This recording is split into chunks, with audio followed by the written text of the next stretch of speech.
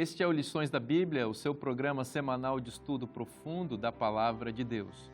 No programa de hoje, nós vamos aprender como amar a Deus. Em Deuteronômio, Deus prescreve a maneira como deseja ser amado. E isso passa por nosso amor ao próximo, ao órfão, ao pobre, à viúva e ao estrangeiro.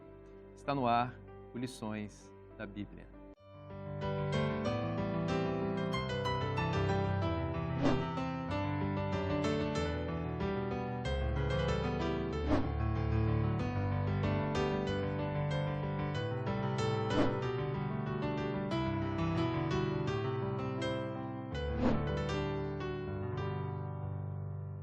Esta temporada está muito especial, estamos estudando com atenção o livro de Deuteronômio, estamos aprendendo coisas essenciais e importantes que Deus deixou registradas nesse livro muito importante das Escrituras. E eu tenho a alegria de, mais uma vez, compartilhar com vocês o estudo da Palavra de Deus com esses meus amigos que gentilmente aceitaram o nosso convite para passar essa temporada conosco.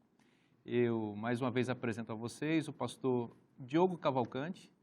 Pastor Diogo, muito bom ter você aqui conosco mais uma vez. Eu que agradeço, fico muito feliz de estar aqui.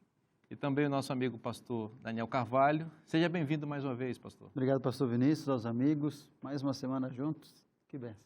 É isso aí. E o pastor Elias Brasil de Souza. É uma alegria recebê-lo aqui mais uma vez. Seja bem-vindo, pastor. É um prazer estar aqui. Eu gostaria que o senhor fizesse uma oração para a gente. Oremos.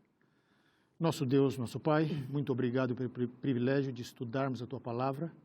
Dá-nos o Teu Espírito para que possamos compreendê-la e aplicá-la em nossa vida. Em nome de Jesus. Amém. Amém. Como nós estávamos dizendo, o livro de Deuteronômio realmente ele é uma peça da revelação muito importante que tem desdobramentos muito especiais ao longo de toda as Escrituras, tanto no Antigo Testamento quanto no Novo Testamento, e o próprio Senhor Jesus faz referência ao Deuteronômio, aplicando o Deuteronômio, explicando o Deuteronômio, e numa das passagens mais clássicas do uso que Jesus fez do Deuteronômio no Novo Testamento, é naquele episódio em que ele, conversando com o escriba, ele conta a parábola do bom samaritano, né? E ali o Senhor Jesus diz que, citando o Deuteronômio, explica que o amor a Deus sobre todas as coisas é o primeiro e mais importante mandamento, mas aí o mestre, Cristo, né, a revelação por excelência, que é ele, né, explica como é esse amor, acrescentando a este mandamento de Deuteronômio o amor ao próximo como a si mesmo. O que a gente percebe aqui, pastor Elias, é que Jesus explica que o amor a Deus, ele só se manifesta na realidade quando está associado ao amor ao próximo. E aí surge uma pergunta que a gente pode fazer a partir desta ênfase de Cristo e também olhando em panorama o Deuteronômio e o restante das Escrituras, que há uma ênfase muito forte no amor ao próximo.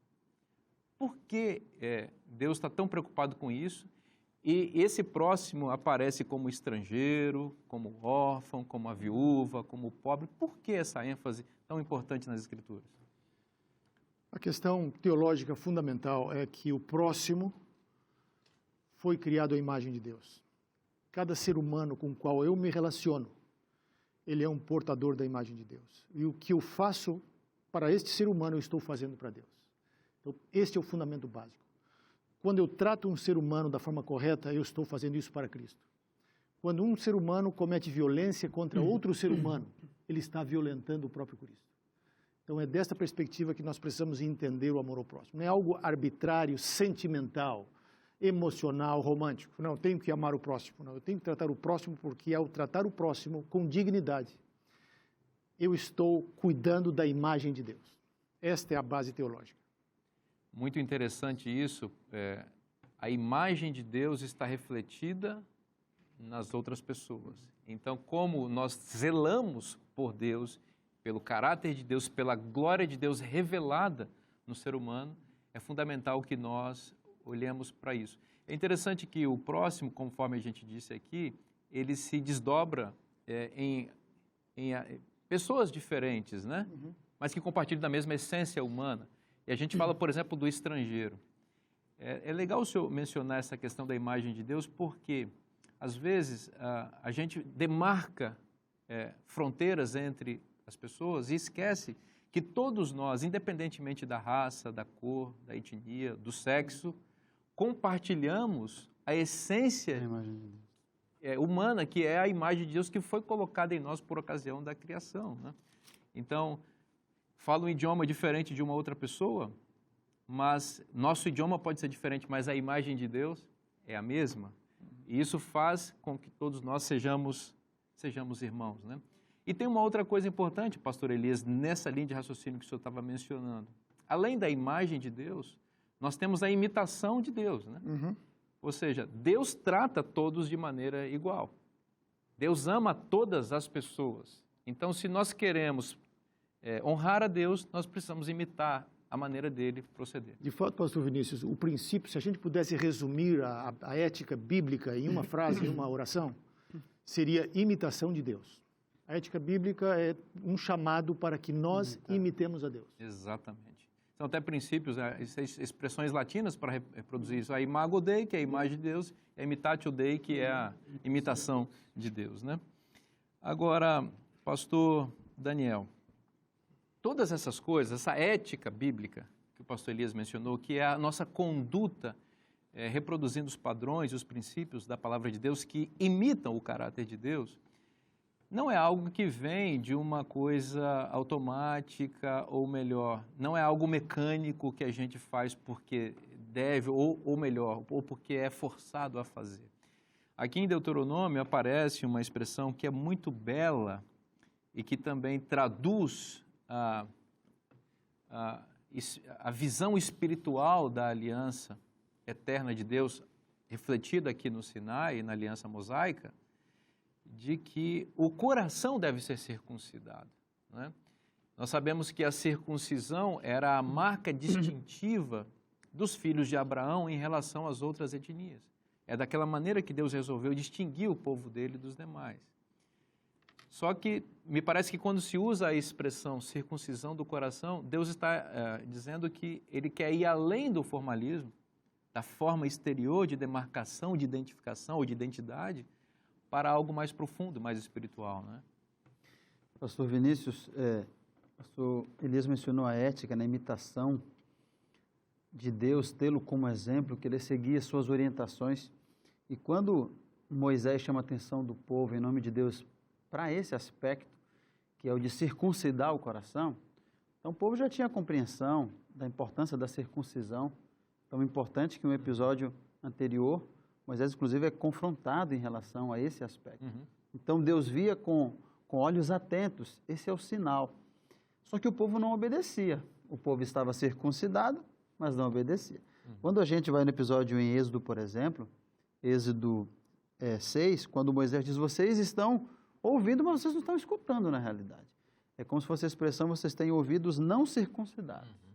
Aí vem Jeremias e fala assim, e aí Deus está falando, mas vocês parece que não conseguem escutar. Vocês dizem, mas não dizem do coração. Então, sua boca não é circuncidada. E aí vem Deus agora e declara, eu preciso circuncidar o coração de vocês. É o capítulo 30, verso 6, de Deuteronômio, o Senhor Deus circuncidará o teu coração e o coração da tua descendência. Então, para Deus, embora o sinal exterior fosse uma demarcação de um povo peculiar, o mais importante eram as ações que vinham a partir da intenção do coração, daquilo que eles poderiam praticar em imitação a Deus. E aí eu faço uma aplicação no seguinte aspecto, que muitas vezes, cristãos em geral, nós adventistas, às vezes você se apega a um fator exterior, a um sobrenome, a um nome, a um título, mas para Deus o que vai importar são as intenções aqui de dentro. Por isso que ele quer circuncidar o nosso coração, porque o povo circuncidado não praticava. E agora o povo com o coração circuncidado, com as intenções ali de fato voltadas para Deus, poderia fazer a vontade do Senhor. Por isso circuncidar o coração tão essencial nas palavras de Moisés em Deuteronômio. De fato, é uma tentação muito grande para todos nós entrarmos na onda do formalismo e perdermos a essência e o significado profundo das coisas. Quando Deus estabeleceu a circuncisão, no episódio com Abraão, é bom lembrar o contexto, porque Abraão havia quebrado a aliança em Gênesis capítulo 16, quando resolveu confiar na sua própria virilidade, né? Capacidade de gerar descendência. Exatamente. E descrer da promessa divina de que ele teria um filho com a sua esposa Sara, que era estéril. Então teve o caso ali em que a serva Agar foi usada como essa, vamos chamar assim, como uma barriga de aluguel aí, para que a promessa fosse cumprida. Então, em Gênesis 17, Deus renova a aliança com Abraão e aí resolve lembrar a Abraão de maneira mais invasiva, vamos dizer assim, de que é ele, não Abraão, que daria para Abraão a promessa do filho. Então, a circuncisão, ela tinha, entre outros elementos e outros significados, o papel de lembrar a Abraão em seu próprio corpo de que o poder vem de Deus, que o milagre viria de Deus e que não dependeria dele. Então, eu entendo que esse significado deveria estar presente em toda a descendência de Abraão para sempre. Olha, não é o nosso braço, não é a nossa força, não é a nossa virilidade, não é a nossa competência que vai fazer as coisas acontecerem. É Deus que está conosco. Mas eu creio que muito rapidamente, vamos dizer assim, ou melhor, em algum momento da história dos descendentes de Abraão, esse significado se perdeu e se tornou apenas uma marca no corpo, uma questão cultural, étnica, da qual alguns se orgulharam. Tradição, né? Uma tradição. O filho já, não, você... E aquilo ficou ali sem significado. Mas Moisés diz, olha, tudo bem, circuncidem um coração. É como se fosse hoje, vocês precisam se batizar. E Jesus depois disse, né, de certa maneira, o batismo está associado com a circuncisão para nós. Né? É preciso nascer da água e do Espírito. Não adianta nascer só da água, tem que nascer do Espírito também. Né? Pastor Diogo, Israel quebrou a aliança no Sinai e Moisés simbolizou isso com a quebra das tábuas da lei. Né? Que elementos isso nos informa a respeito desse papel de renovação da aliança? Bom, aqui em Deuteronômio 10, né, Moisés relembra o fato. Né, o fato já estava registrado em Êxodo 32. E ao falar então sobre a entrega da lei novamente, ele diz ali que por causa da situação, né, da adoração ali do bezerro, ele com tanta ira diante daquilo que aconteceu, da possibilidade de Deus até ter derramado juízos e destruído o povo, não é? Ele então vem e quebra as tábuas da lei. E aquilo representa, segundo Ellen White aqui em Patriarcas e Profetas, página 320, que Deus estava rompendo o seu concerto com eles. E de fato, porque as tábuas eram chamadas de as tábuas da aliança, não é?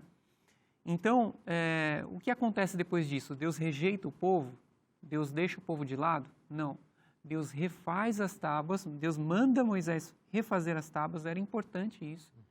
E aí, então, ele reescreve os mandamentos. Imagine, Deus escreveu 2 vezes os mandamentos. Né?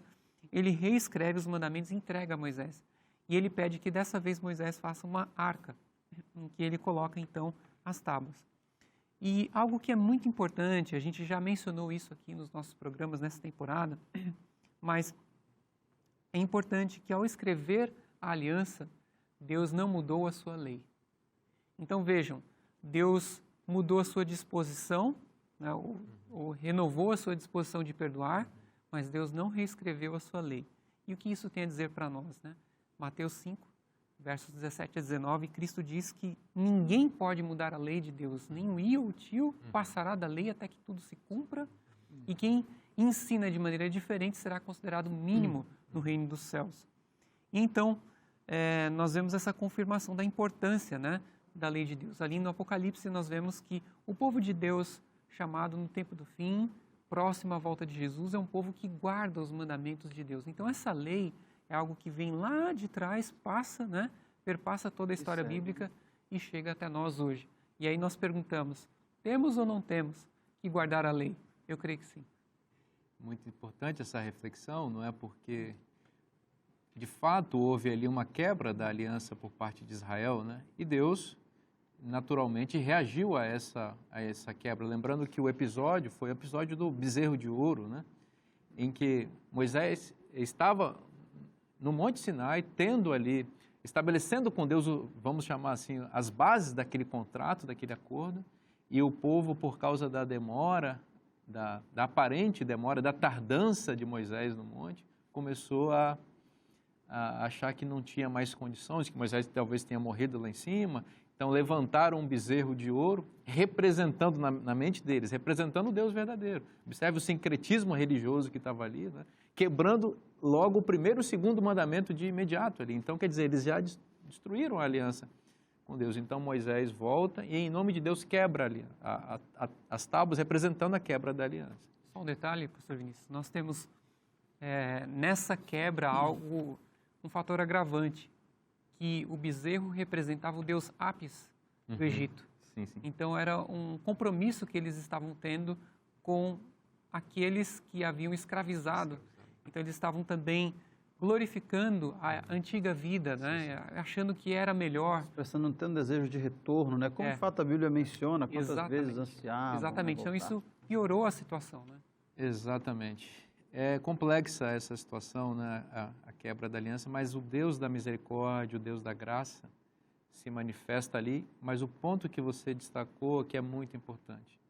O perdão não anula a lei de Deus. Deus faz uma nova aliança com os mesmos princípios, estabelecendo a mesma forma, o método de salvação o mesmo. Isso, para nós, revela o seguinte: quando nós pecamos, Deus não rebaixa a norma para que a gente possa se ajustar ao relacionamento com Ele. Não, Ele mantém a norma no mesmo padrão, mas nos dá uma nova chance de nos adequarmos a esse padrão pelo poder do Espírito Santo, né? Vocês já sabem, mas não custa lembrar a importância de estudar a palavra de Deus dia a dia. É o maná diário que Deus manda para nós, é a sua palavra. E o nosso guia de estudos, a lição da Escola Sabatina, é a maneira sistemática que Deus nos oferece para estudar a sua palavra. Então, ofereço a você a oportunidade de conhecer esse material.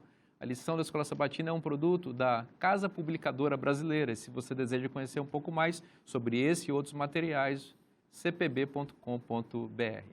O Lições da Bíblia vai para um breve intervalo. Não sai daí, porque a gente volta já já. Mas o ponto importante é que Deus chamou Israel a praticar a empatia. A empatia é você se colocar no lugar do próximo, se colocar no lugar do outro, especialmente considerando que Abraão lá atrás havia sido um peregrino. Estamos de volta com o programa Lições da Bíblia, o seu programa semanal de estudo profundo da Palavra de Deus. E no bloco anterior nós estávamos conversando sobre a importância de ter o coração circuncidado para vivermos a ética divina de forma plena, amando as pessoas, o próximo, o estrangeiro, a viúva, o pobre, enfim, todas as pessoas com as quais nós nos relacionamos. Eu quero oferecer para vocês mais uma vez a oportunidade de conhecer os comentários de Ellen G. White sobre o tema do nosso guia de estudos dessa temporada. Eu digo para vocês que está simplesmente imperdível, porque essa autora, escrevendo com inspiração divina, traz para nós muitas pérolas, muitas bênçãos, que complementam e ampliam nossa compreensão da palavra de Deus, falam ao nosso coração e nos estimulam a viver de acordo com o padrão que Deus estabelece. Então, você precisa ter esse material precisa estar em sua casa, e se você deseja conhecer um pouco mais sobre esse e outros materiais, na Casa Publicadora Brasileira, é só acessar cpb.com.br. Nós estamos falando aqui, e falamos no bloco anterior, sobre a importância, né, de amarmos as pessoas e amar o próximo, que é esse mandamento ampliado, né, por assim dizer, embora Jesus não tenha inventado isso, né, em sua encarnação aqui, ele, na realidade, estava explicando a palavra de Deus, mas o seu discurso de amar a Deus sobre todas as coisas e ao próximo como a si mesmo soou bastante inovador em sua época, né? Agora, existe uma grande ênfase nessa questão do próximo. O próprio escriba, pastor Elias, perguntou: quem é o meu próximo? Né? Então, Jesus magistralmente contou a parábola do samaritano e ficou muito claro ali que o samaritano foi próximo foi o próximo daquele homem que estava, daquele judeu, provavelmente, que estava ali à beira do caminho, enquanto os seus próprios irmãos da nação, um sacerdote, um levita, ficaram distantes deles, né, por assim dizer. Né? E aquele samaritano não conheceu divisão étnica e nada, não quis saber quem era, e viu ali no homem a imagem de Deus que estava desfigurada pela violência, e cuidando da imagem divina, ele foi ali e cuidou daquele homem. Né? Quem é o estrangeiro? Quem é esse estrangeiro que aparece nas Escrituras? O senhor falou um pouquinho sobre a motivação de amar o próximo. Agora fala um pouquinho disso. Quem é esse estrangeiro e por que nós também temos o dever de amá-lo, como as Escrituras apresentam? É interessante notar que essa legislação para ajudar, para favorecer, para cuidar do estrangeiro, ela é peculiar à Bíblia. Das várias legislações que encontramos no Pentateuco, no Deuteronômio, a respeito da vida social de Israel, da vida econômica, a maioria delas tem paralelos em alguma outra cultura do Antigo Oriente. Mas a lei para cuidar do estrangeiro, ela é singular, só existe na Bíblia. Por quê? Muito provavelmente porque este conceito de que todos fomos criados à imagem de Deus. No Oriente Próximo, a imagem de Deus pertencia ao rei. Na Bíblia, todos nós somos criados à imagem de Deus.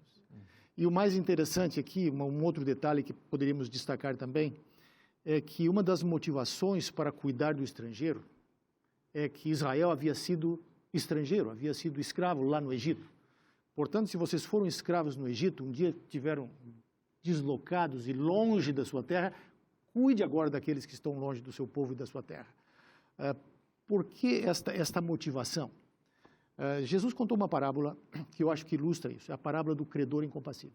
Aquele indivíduo fora perdoado uma dívida enorme pelo seu credor, mas quando ele encontrou o seu próximo, que lhe devia uma quantia bem pequenininha, ele se recusava a perdoar. Em resposta a isso, o credor que o havia perdoado ficou muito zangado. Por quê? Porque ao não perdoar o próximo, ele demonstrou ingratidão. Ele não reconheceu a enormidade do perdão que ele recebera.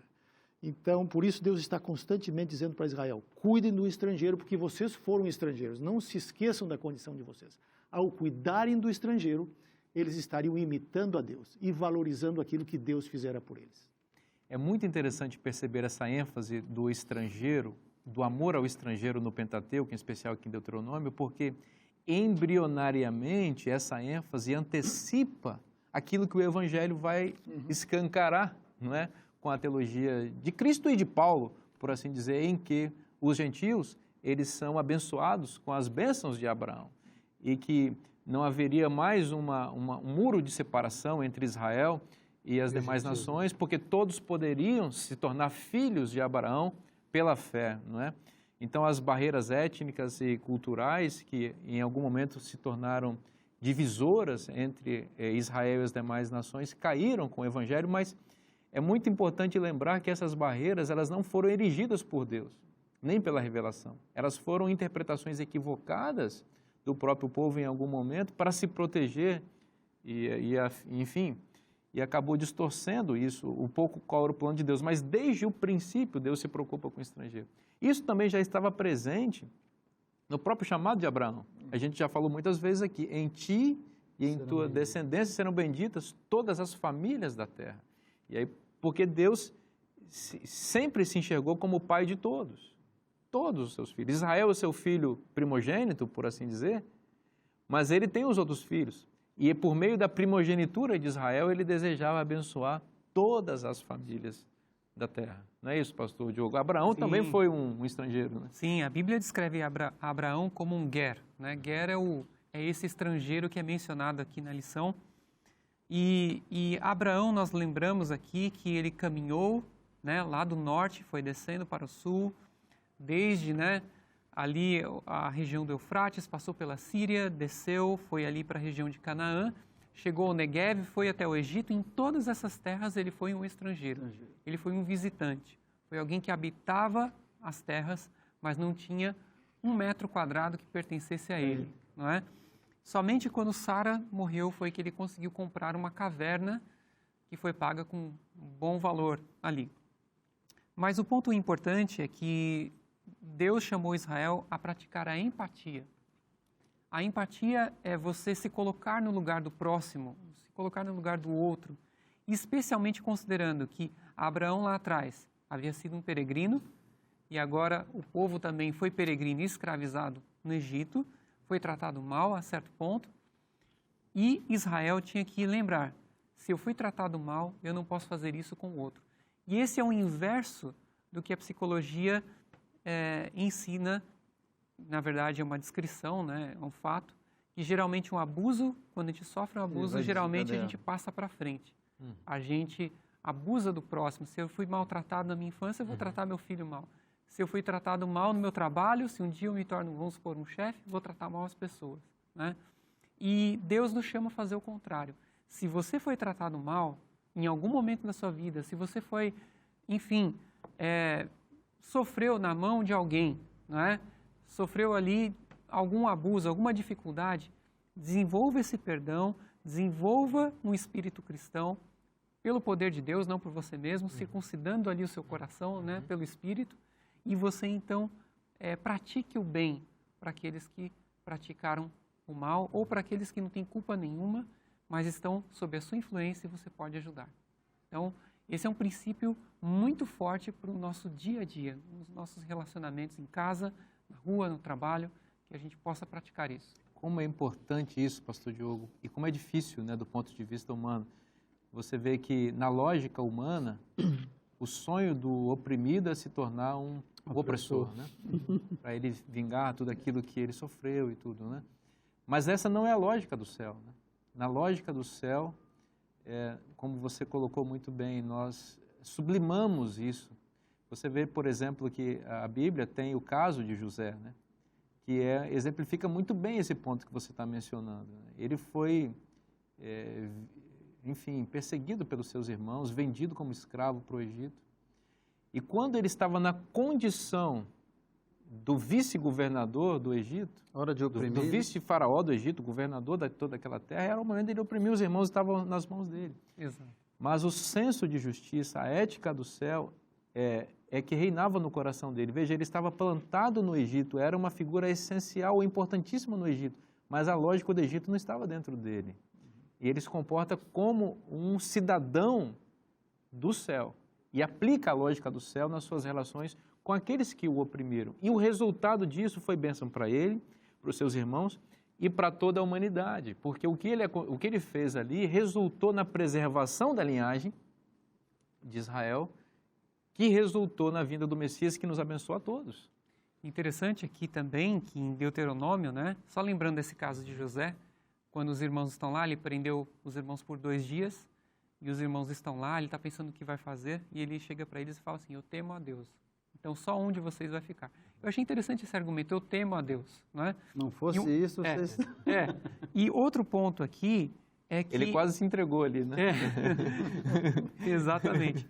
E aqui, em Deuteronômio, tem um outro verso que eu me lembrei aqui, em que Deus fala para os israelitas tratarem bem os egípcios, porque vocês moraram na terra deles.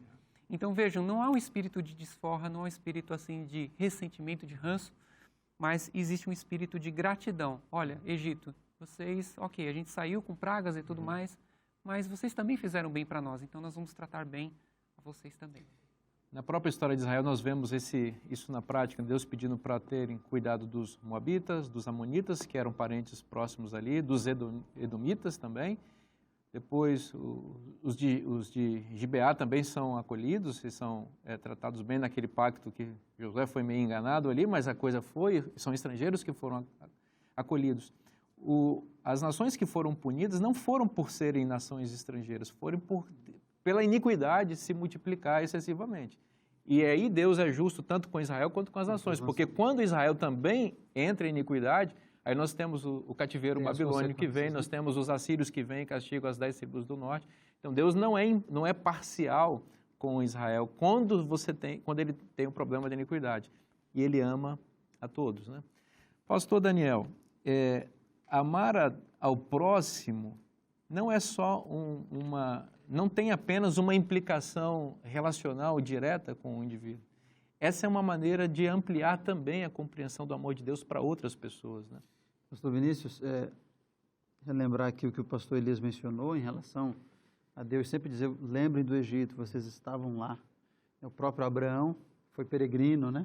As tendas, Abraão, Isaac e Jacó. E aí, quando a gente olha para o propósito em amar o estrangeiro, né? Porque eu reflito a imagem de Deus e porque ele é a imagem de Deus refletida também, nós temos um outro aspecto que é a dimensão que isso toma. Quando eu amo o estrangeiro, o evangelho para ele chega num outro prisma. E aí eu lembro, por exemplo, de João, capítulo 13, verso 35, quando Jesus deixa uma máxima, isso é fantástico, ele diz assim, ó, nisto conhecerão todos que sois meus discípulos, se tiverdes amor uns com os outros. Perceba que a marca distintiva para aquele que não conhece tudo sobre Deus, para aquele que precisa conhecer, mas vai ver através das lentes do amor, da minha prática, do quanto eu amo, das minhas intenções, ele vai ver através dessas lentes quem é Deus. Isso tem uma implicação muito, muito relevante para nós, enquanto cristãos.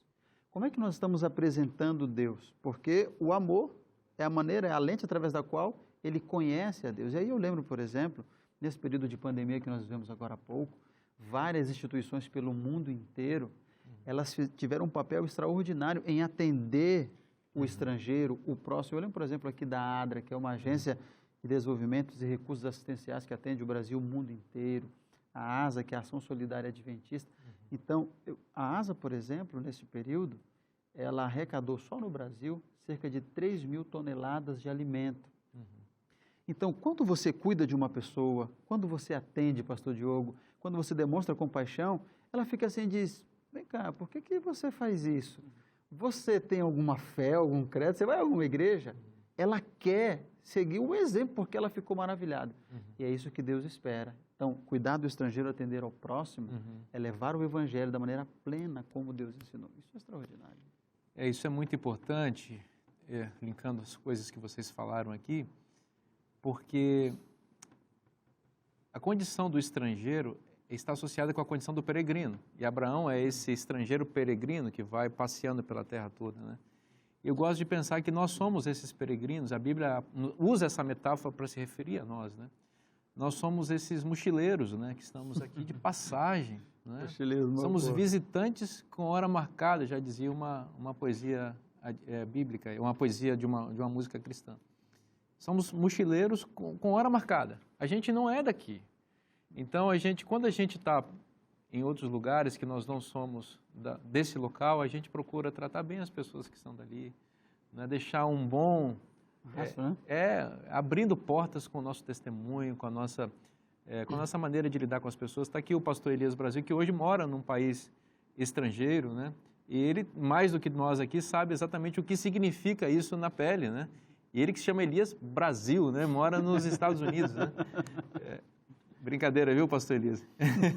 Mas você é diferente, não é? É verdade.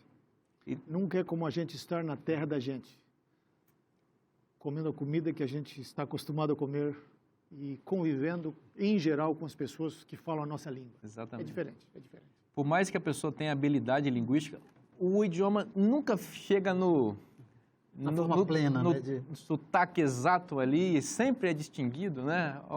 Você não é daqui, né? Exatamente. Na primeira frase eles já sabem que você não é dali. Você não é dali. Abriu a boca, você já se identifica. No meu caso, basta a agonia de não conseguir falar e diz, você não é daqui. Então, e tudo isso é importante para nos lembrar de que nós somos peregrinos aqui.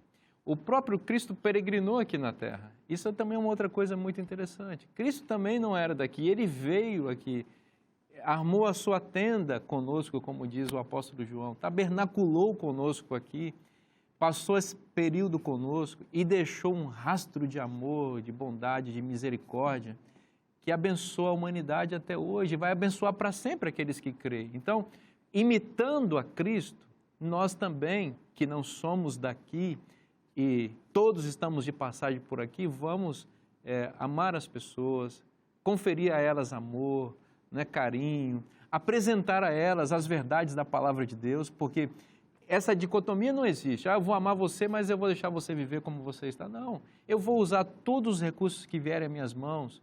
Você mencionou as cestas básicas, você mencionou os atos de amor, de misericórdia, de caridade. Tudo isso é para a gente apresentar o Evangelho às pessoas, para informar para as pessoas que elas também não são daqui, elas também são estrangeiras.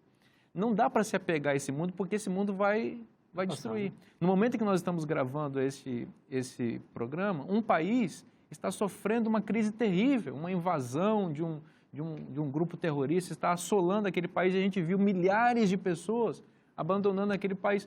Agora são todos peregrinos que precisam também de um apoio, e aquilo representa a nossa condição. Somos peregrinos, estamos indo para o céu. O Lições da Bíblia vai para um breve intervalo e volta já já. Que dó, poxa, o governo não faz nada, poxa, ninguém vê isso, né? Então você sente pena ali. Mas a compaixão é exatamente eu sentir a dor e fazer algo. Estamos de volta com o Lições da Bíblia, o seu programa de estudo profundo da Palavra de Deus. No bloco anterior, a gente conversou um pouquinho sobre o amor ao próximo, ao estrangeiro, ao pobre, à viúva, essas coisas lindas que Deus nos oferece, porque somos todos peregrinos aqui de passagem nesse mundo e precisamos, como Cristo, amar todas as pessoas, revelando a elas o seu amor. Quero oferecer para vocês este estudo bíblico que é uma bênção, que revela a verdade da Palavra de Deus, apresentando o caminho da salvação para você. Então, se você deseja ter esse material, é só você ligar no número que está aparecendo na sua tela ou mandar uma mensagem por esse mesmo WhatsApp. Nós vamos ter a alegria de enviar gratuitamente para você esse material. Meus amigos, vamos continuar a nossa conversa, que está muito interessante. Pastor Elias, vamos voltar a um ponto que nós já trabalhamos um pouco, mas a gente queria elaborar um pouco melhor essa questão do amor ao próximo. Por que temos que amar o próximo? E aqui a palavra próximo, ela soa meio que adverbial, né? Próximo aquilo que está perto da gente, vocês mesmos são os próximos aqui, mas quem está longe daqui é diferente de próximo.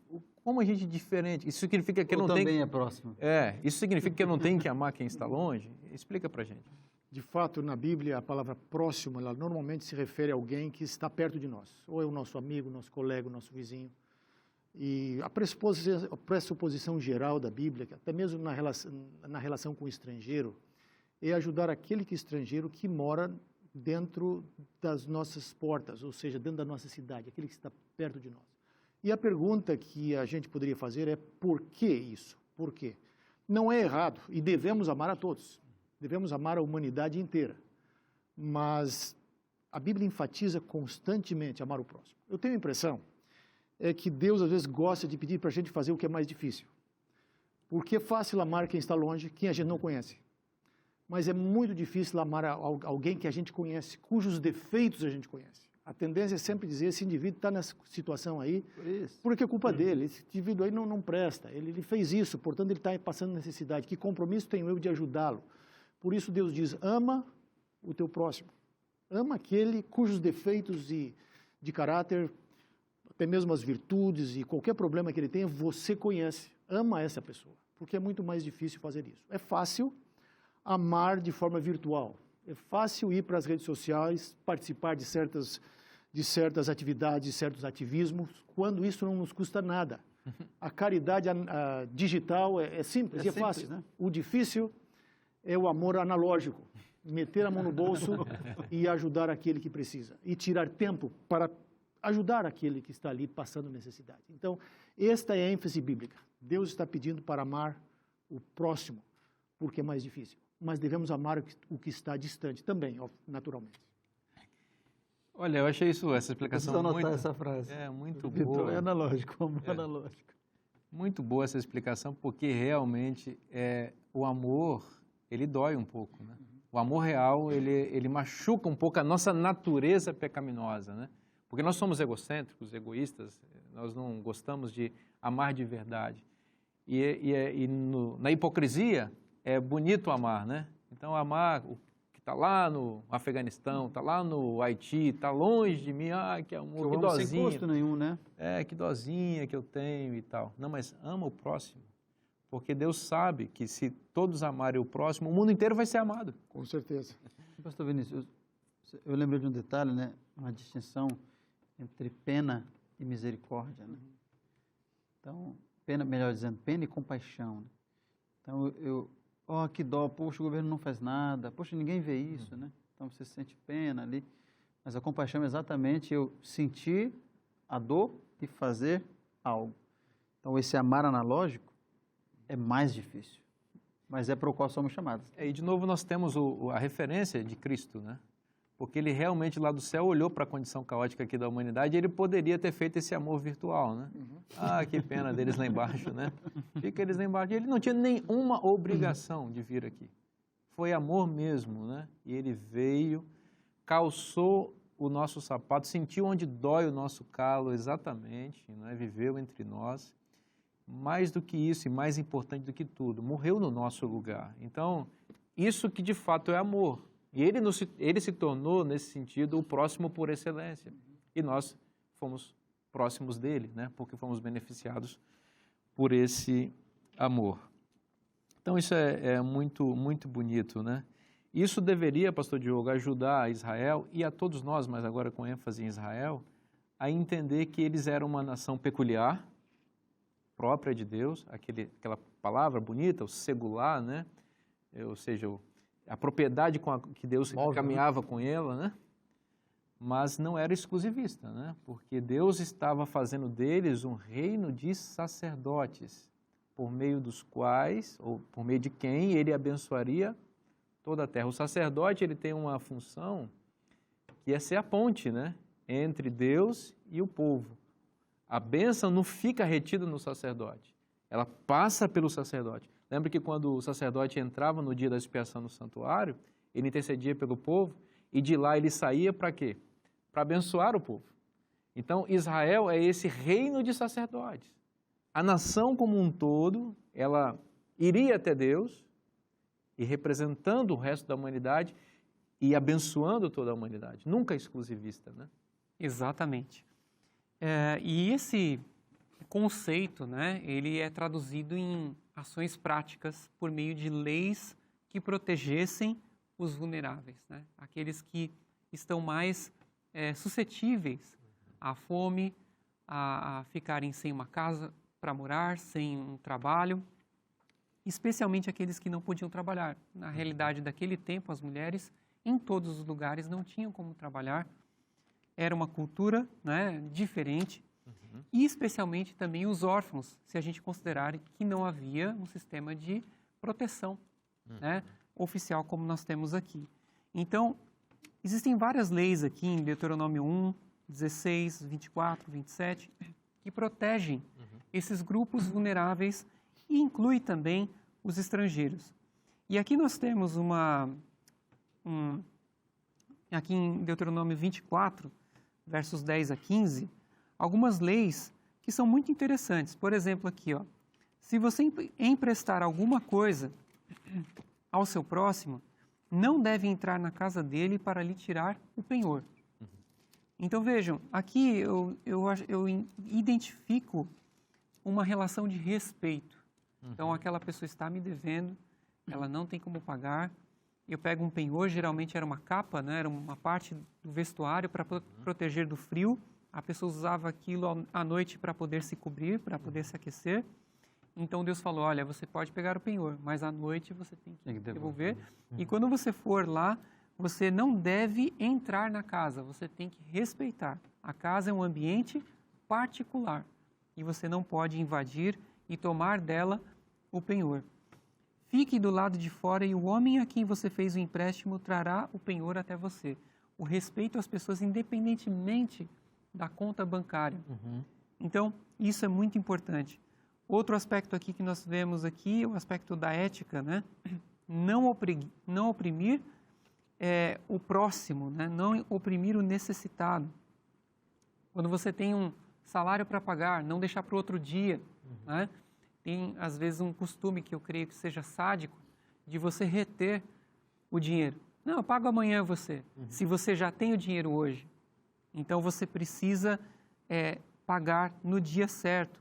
Diz aqui, pague-lhe, no verso 15, olha, pague-lhe o salário no mesmo dia, antes do pôr do sol, porque ele é pobre e a vida dele depende disso, para que ele não clame ao Senhor contra você e você seja culpado de pecado. Pastor Diogo, aqui no verso 14, na minha Bíblia, na minha versão, usa a palavra jornaleiro, não oprimirás o jornaleiro, que em boa tradução hoje seria o diarista, né? O diarista, Aquele que trabalha por uma diária de pelo trabalho. dia. Pelo Ele dia. precisa receber naquele dia para alimentar a sua família. Né? Exatamente. E vejam que isso não mudou praticamente hoje. Existem serviços que você tem que pagar ali no momento e você tem que pagar o preço justo também. Autônomos em geral, né, que fazem serviço todos os dias. Exato. Ele ganha aquilo, mantém a família diariamente. Existem alguns escritos de Ellen White que são muito interessantes. Ela fala sobre os negócios cristãos, né? Nos nossos negócios, nós não podemos usar o nosso poder financeiro para oprimir quem está prestando serviço. Se eu posso pagar o valor normal, para que ficar pechinchando demais? Para que ficar fazendo a pessoa baixar o preço? Para ela depois passar necessidade, né? E só mais uma coisa, pastor Vinícius, não quero me estender muito aqui, mas nós vemos aqui no cuidado aos vulneráveis, né? No respeito a pessoas de todas as cores, de todas as origens, etnias. A Bíblia não apresenta nenhuma distinção, só lembrando que Miriam, ela praticou preconceito com a esposa, né, contra a esposa de Moisés. E interessante que a Bíblia contém ali uma ironia bem interessante que ela ficou branca como a neve, né, com lepra. Exato. Né, com lepra. Então Deus mostrou para Miriam que o preconceito é contrário aos princípios divinos, né? Deus... Isso é muito interessante, pastor Diogo, Sim. porque ela Fez o contraponto. desprezou a cor mais escura da pele Exato. da esposa de Exato. Moisés e ela ficou leprosa e a expressão ali é irônica, né? Exatamente. Ficou branca como a neve, De que que- era a condição de leprosa. De que adiantaria essa cor privilegiada, digamos Sim, assim, se sim. agora você está doente? E a gente podia dizer que o preconceito é uma lepra nesse sentido, deixa as pessoas brancas como a neve, mas leprosas, né? Então, Exato, interessante. E na raiz de tudo isso está a igualdade. E a igualdade está na imagem de Deus, que dignifica o ser humano, seja ele quem for. E esse princípio, vejam, ele surgiu no meio judaico-cristão e ele acabou influenciando a história, foi encaminhando a história para a Declaração Universal dos Direitos do Homem, né? Então, essa declaração demonstra que é o seguinte, que todas as pessoas, independentemente do país, de origem, independentemente da sua etnia, elas são iguais diante da lei e nós entendemos diante de Deus. Exatamente. Então, vejam como a Bíblia, isso aqui é bíblico, isso se ensina no direito, não é? Como o direito do Pentateuco acabou influenciando a humanidade para um caminho mais justo, embora o mundo ainda seja muito imperfeito. Mas o que nós temos de bom veio da Bíblia.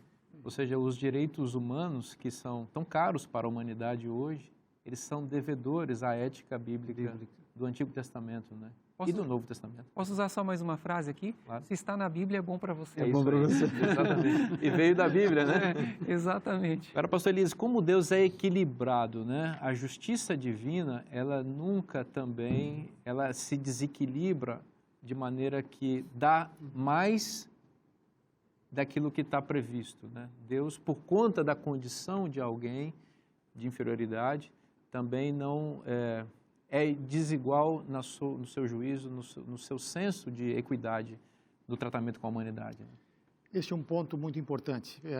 Há um texto que está na linha do que estamos estudando aqui, embora esteja em Levítico 19, verso 15, onde Deus instrui o povo através de Moisés para não favorecer o pobre no juízo. Quer dizer, você não favorece nem o rico nem o pobre, porque a tendência normal é simplesmente dizer o seguinte, porque ele é pobre, vamos tratá-lo de forma diferenciada aqui no julgamento. E você aplica um critério diferente de moralidade para o pobre do que você aplica para o rico. Mas para Deus todos são iguais. Por que isso? Porque do ponto de vista da ética bíblica, o fundamento da moralidade, ela está no caráter de Deus. A dor e o sofrimento não se constituem em critério para definir o que está certo e o que está errado. É o caráter de Deus como revelado nas Escrituras. Então é neste fundamento absoluto que a Bíblia avalia a justiça E é a partir desse fundamento que a Bíblia diz que a gente deve tratar bem o pobre. E tratar também o rico com justiça. Não menosprezar, A né? justiça se aplica a todos. Exatamente. Deus é sábio, né? Os princípios para julgar as ações de todas as pessoas, independentemente da condição social, da etnia, são os mesmos. Agora, é verdade que o pobre, ele, por exemplo, ele não tem dinheiro para pagar o advogado, né? Então, ele vai ser desfavorecido no juízo, né? Fazendo uma contextualização aqui. E o pobre, naturalmente, por conta da natureza humana não regenerada, ele vai ser desprezado, né? Ele mesmo vai ter, provavelmente, uma sensação de eu sou menor, talvez eu não tenha, a autoestima dele mais baixa. Então, é preciso que essas coisas sejam equalizadas e que na Igreja de Deus, em hipótese alguma, como representação do Reino de Deus aqui na Terra, essas distinções aconteçam. Deus ama a todos.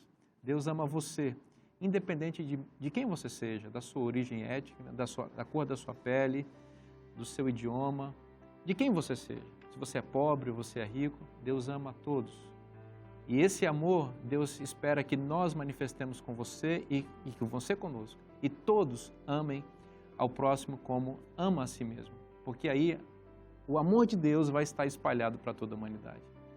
O amor a Deus e o amor ao próximo está na Bíblia. E se está na Bíblia, é bom para você. Eu espero você na próxima semana. Deus abençoe muito você e a sua família. Até semana que vem. Forte abraço.